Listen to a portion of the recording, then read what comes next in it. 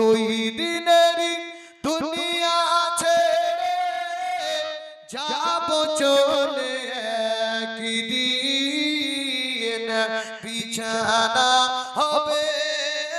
আমার ওই কাদা মাটির জমিন বিছানা হবে আমার ওই কাদা মাটির জমিন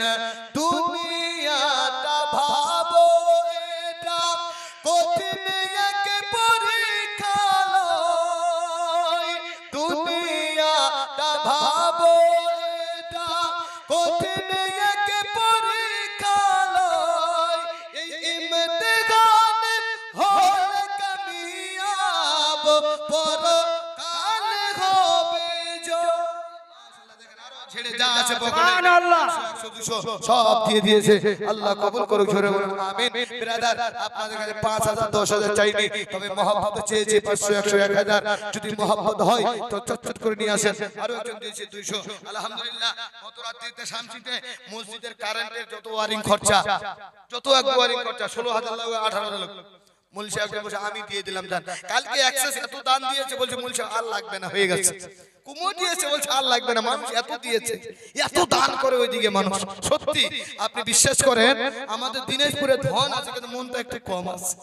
ধন আছে আমাদের ধনের অভাব নাই আমাদের কিন্তু আমরা বিলাইতে দান করতে অতটা ভালো বাসি না ব্রাদার আপনি অন্য কান্ট্রি অন্য দেশে যান অন্যদিকে যান এত দান করেছে মসজিদ বলেন মাদ্রাসা বলেন চাকাচাক ইমামও রেখেছে ব্রাদার মিল্লাত ইসলামিয়া গ্রাম শান্তিতে আছে আর আমরা মনে হচ্ছে যেমন করে হোক এইভাবে চলুক না কেন চললেই হলো পড়লেই হলো দিলেই হলো না মনটা সবথেকে বড় জিনিস এই মনের ভিতরে ডক্টর মাইকেল মুক্ত বলে অন্তরমম বিকশিত করো অন্তরতর হে উজ্জ্বল করো নির্মল করো অন্তরতর হে এই অন্তরের ভিতরে একটা জিনিস বসবাস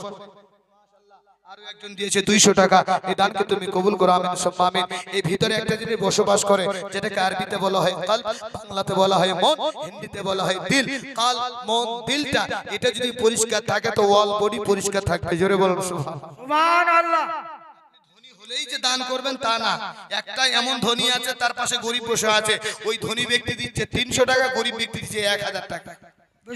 গরিব দিচ্ছে 1000 ধনী দিচ্ছে 100 500 ব্রাদার সব ধনীরা দান করতেও চায় না এমন ধনী আছে দান না করলে তাকে ভালো লাগে না আমার জীবনে অনেক রেকর্ড আছে ঘটনা আছে তবে আমি সেই দিকে যাচ্ছি না তবে আমি এতটুকু বুঝাতে চাইছিলাম বলতে চাইছিলাম যে এই অন্তরটার ভিতরে বসবাস করছে আজকে আমি পাগড়ি পরেছি জুব্বা পরেছি স্টেজে উঠেছি দেখতে ভালো লাগছে না খারাপ লাগছে সবাই বলে আপনারা টুপি পরেছেন কেউ পাঞ্জাবি কেউ শার্ট দেখতে ভালো লাগছে না বড্ড ভালো লাগছে মুসলমান দেখাচ্ছে যদিও আপনার ভিতরে কিছু খারাপ থাকে উপরের ড্রেসটা তো ঠিক আছে নাকি বলেন উপরের ড্রেসটা ঠিক আছে বুঝবেন কথাটা এবার উপরের ড্রেসটা যদি ভালো হয় ভিতরটা যদি কালো হয় কোনো কাজ দেবে গেটআপ ওয়ালা হয়ে কোনো লাভ হবে না গেটআপ তৈরি হবে ভিতর থেকে যদি ভিতরের গেটআপটা ঠিক হয় উপরে যেটাই পরবেন সেটাই সৌন্দর্য নাকি বলেন আপনি যদি একটা ছেলে হাফ শার্ট পরে যান তাও আপনাকে সৌন্দর্য লাগবে তাই হোক আপনারা কিয়ানি মানুষ অল্প কথাই আপনারা বুঝেছেন তবে আমি ছন্দটা বলি মুফতি সাহেব আসলে তো আর বলতে পারবো না মাত্র দুটো ছন্দ আর এই ছন্দটার মধ্যে ওয়াজ লুকায়িত রয়েছে ব্রাদার পরীক্ষার বাজারে আছি এখনো আমাদের কাছ থেকে পরীক্ষা নিচ্ছে পরীক্ষায় কে কে পাস করবে তাই কবি লিখছেন দুনিয়াটা ভাবো এটা কঠিন এক পরীক্ষা লয় এই ইমতিহান হলে কামিয়াব